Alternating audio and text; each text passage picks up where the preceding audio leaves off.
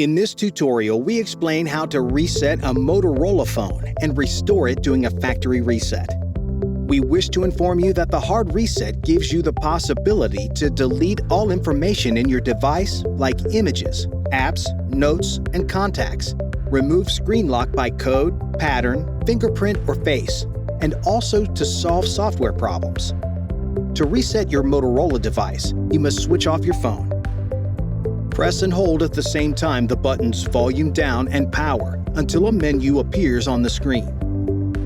Pressing volume up and volume down, we will move up and down in the menu until we choose the recovery mode option pressing power.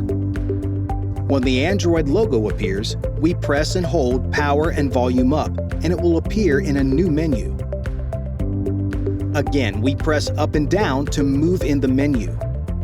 And we choose the Wipe Data Factory Reset option, pressing the power button. Now we confirm with yes. And finally, we select the User Data plus Personalized Content option. And that's all. Your phone will be restored in minutes.